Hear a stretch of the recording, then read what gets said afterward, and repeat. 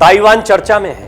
Taiwan एक ऐसा देश जो बेशक बहुत छोटा है, लेकिन इसके बावजूद चर्चा में इसलिए है क्योंकि दुनिया की दो महाशक्तियां इसी की वजह से आमने सामने हैं। अमेरिका और चीन बिल्कुल सीधे सीधे आमने सामने ताइवान की वजह से।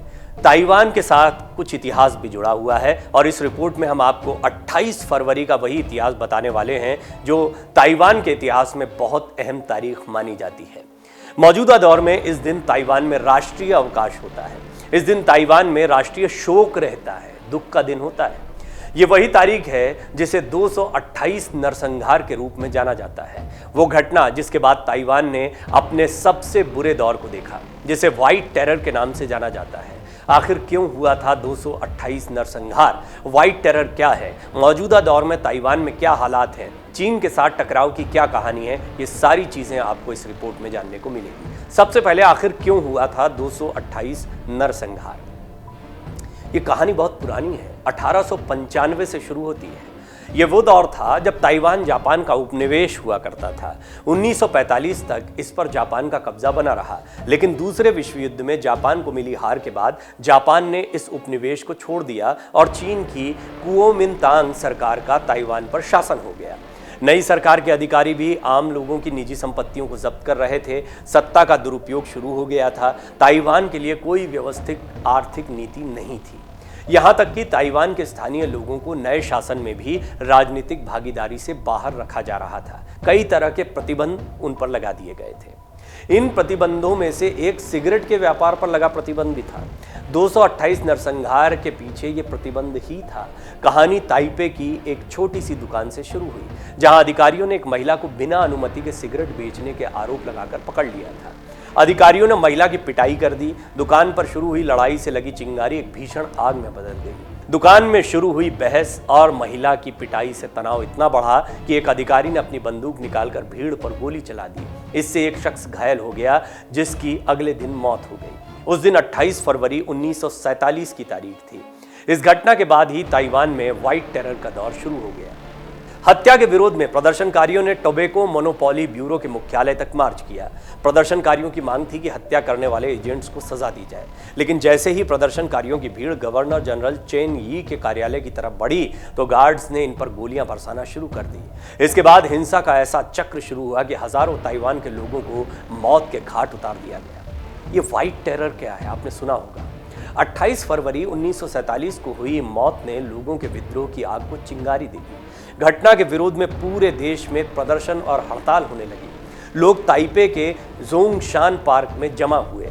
भीड़ ने ताइपे रेडियो स्टेशन पर कब्जा कर लिया। रेडियो स्टेशन से 28 फरवरी की घटना की जानकारी प्रसारित कर दी। वहीं सरकार ने बलपूर्वक इस विद्रोह को दबाने की कोशिश की। इसके बाद ही अगले 38 साल तक ताइवान में मार्शल लॉ लगा रहा। यही वो दौर था जिसे व्हाइट टेरर पीरियड के नाम से जाना जाता है। इस दौर में सभी जगह के सार्वजनिक समारोहों पर प्रतिबंध लगा दिया गया था। जो भी इस नियम का उल्लंघन करता उसे तत्काल गिरफ्तार कर लिया जाता। 228 नरसंहार के दौरान हुई मौतों और लापता हुए लोगों का कोई निश्चित आंकड़ा नहीं है। सरकार ने कभी भी इससे जुड़ा कोई आंकड़ा जारी नहीं किया। अलग अलग अनुमानों में 10,000 से लेकर 30,000 लोगों की मौत का अनुमान लगाया जाता है। इस दौरान अनगिनत लोग ऐसे थे जो लापता हो गए, जिनका सालों तक कोई पता नहीं चला। कहा जाता है कि 1949 से 1992 के दौरान कम से कम 12,000 लोगों को विरोध करने पर मार दिया गया। ये कैसे खत्म हुआ? ताइवान में मार्शल लॉ जो था वो कैसे खत्म हुआ, ये भी बताते हैं। 1949 में लगा मार्शल लॉ 1987 तक जारी रहा। 15 जुलाई 1987 को अमेरिका एमनेस्टी इंटरनेशनल जैसी संस्थाओं के बाहरी दबाव और मार्शल लॉ का विरोध करने वाले स्थानीय लोगों के दबाव में सरकार ने मार्शल लॉ को हटा दिया। मार्शल लॉ के दौरान सरकार के खिलाफ लिखना और बोलना भी अपराध था। मार्शल लॉ हटने के 5 साल बाद 1992 में राष्ट्रीय सुरक्षा कानून में संशोधन करके इसे अपराध की श्रेणी से हटा दिया गया। इसके बाद ताइवान के लोगों को असल मायने में अपने विचार रखने और बोलने की आज़ादी मिली। अभी ताइवान के क्या हालात हैं वो भी आपको बताते हैं। मौजूदा दौर में ताइवान को एशिया के सबसे स्वतंत्र लोकतांत्रिक देशों में से एक के रूप में पहचाना जाता है। ताइवान के लोगों को अपने राष्ट्रपति का चुनाव करने का, वास्तविक लोकतंत्र का अभ्यास करने का अधिकार है। ताइवान का मीडिया अभिव्यक्ति की स्वतंत्रता के साथ समाचारों को रिपोर्ट कर सकता है। जिस पार्क से विद्रोह की शुरुआत हुई थी उसे अब 228 मेमोरियल पार्क बना दिया गया है। वहीं ताइपे रेडियो स्टेशन को अब ताइपे 228 मेमोरियल म्यूजियम के रूप में जाना जाता है। चीन के साथ टकराव की क्या कहानी, ये भी थोड़ा समझिए। 1945 में जब जापान का शासन ताइवान से हटा तो ताइवान चीन का हिस्सा बन गया। उस वक्त चीन में चाइनीज नेशनलिस्ट पार्टी का शासन था। 1949 में चीनी गृह युद्ध के दौरान केएमटी को कम्युनिस्ट पार्टी से हार का सामना करना पड़ा। 1 अक्टूबर 1949 को सीपीसी ने पीपल्स रिपब्लिक ऑफ चाइना की स्थापना की। चीन पर कम्युनिस्ट पार्टी का राज हो गया।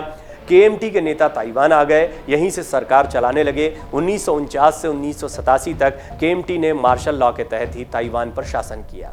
इस दौरान केएमटी को अंतर्राष्ट्रीय स्तर पर राजनयिक असफलताएं मिली। इसकी वजह से आरओसी को संयुक्त राष्ट्र की सीट खोनी पड़ी। अमेरिका द्वारा 1970 के दशक में सीपीसी के नेतृत्व वाले पीपल्स रिपब्लिक ऑफ चाइना को राजनयिक मान्यता देना भी इसमें शामिल था। वहीं चीन की कम्युनिस्ट सरकार लगातार ताइवान को अपना हिस्सा बताती रही। केएमटी इस वक्त ताइवान की मुख्य विपक्षी पार्टी है। वहीं देश में डेमोक्रेटिक प्रोग्रेसिव पार्टी का शासन है।